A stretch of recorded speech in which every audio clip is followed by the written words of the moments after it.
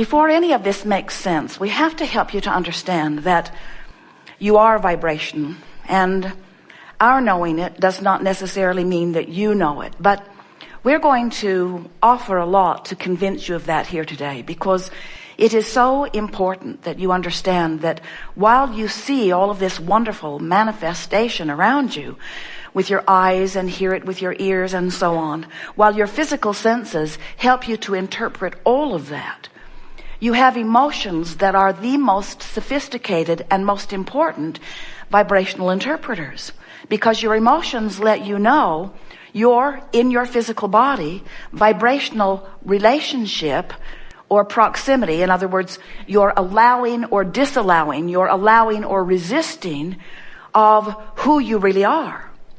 You were source energy before you came into this body, and even though you're in this body, you are still source energy mostly. The non-physical part of you that you call source, we call inner being, that part of you is eternal and still non-physically focused, not manifested like you. So this non-physical part of you is offering a vibration. And what we want you to know is that vibration is a pure, resistance-free vibration as far as you are concerned. There is contrast in everything, but from your physical point of view, you would not be able to discern the vibrational difference in the frequency of the inner being that is you, or in that which humans want to call God. That frequency is resistant-free. It is pure love. There is not even a particle of hate or annoyance or irritation in that vibration. It's pure love. So when you understand that that's who you really are, and that before your birth, that's all that you were, then when you came forth into this physical body, a part of that consciousness came into the body that you know as you. And at that moment, there became the potential for two vibrational vantage points. The source energy point, which is always pure positive energy, no resistance, and you in your human physical body, which is about whatever you're giving your attention to. If you have been watching CNN and you're all guarded and worried about stuff, and if you've been watching CNN, you are, then you're offering a frequency, and probably a pretty steady, chronic, practiced one that we could even call a belief, because a belief is just a thought you keep thinking. If you've been doing that, if you've been observing your physical environment and you are pushing against unwanted things, then you have a frequency going on in your physical body that does not match the frequency of that of your source, and that means you've introduced, through your conscious awareness, resistance to the mix of vibration between you and you. And when you do that, your emotions give you feedback that help you to know that. That's what fear is. Fear is a really strong indicator that you've really got a resistant thought going on that is not meshing with the non-resistant thought of the source within you. When you feel love, you're in alignment, no resistance. When you feel hate, way out of alignment. When you feel sure, you're in alignment. When you feel tentative or unsure, out of alignment. When you're confused, not in alignment. When you're clear-minded, in alignment. In other words, you can tell by the emotion that you are feeling how in sync or not you are in the moment of the emotion. What happens with a lot of our physical human friends is that you become accustomed to the feelings of misalignment, to the feelings of resistance. It just becomes normal to be overwhelmed, or normal to feel ornery, or normal to feel unworthy. And so, or even normal to feel fearful or worried about things.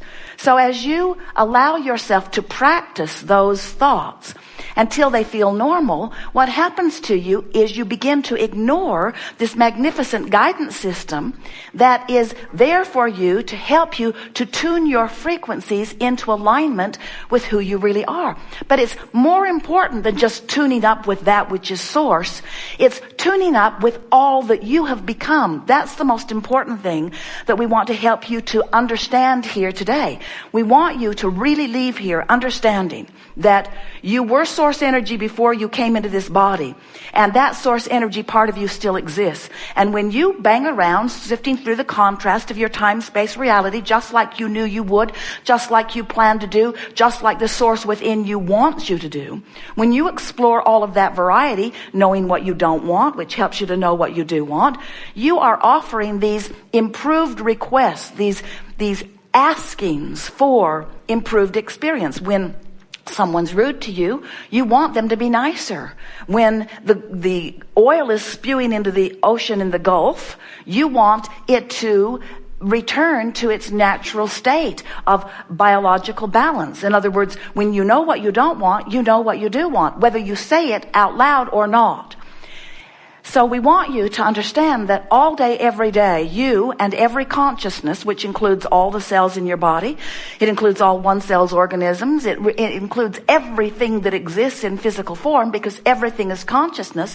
Every particle of consciousness is having a personal experience where, from its personal perspective, it is exploring and asking for improvement. That's what the evolution of all species is about.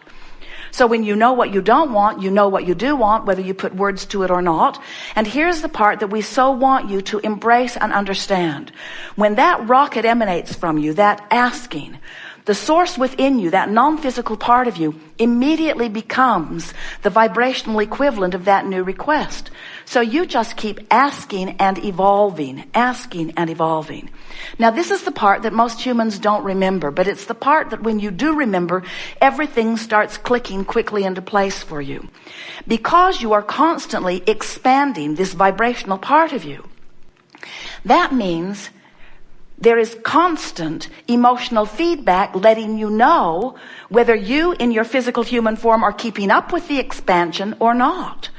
If you are sick in your physical body and you ask to be well, and you do, you ask it more when you are sick than at any other time, the non-physical part of you becomes more well than ever before, and particularly pointed to the specific asking for the specific recovery from the specific illness that you are specifically living. In other words, when you live something, you ask more specifically for the improvement, and the source within you becomes it.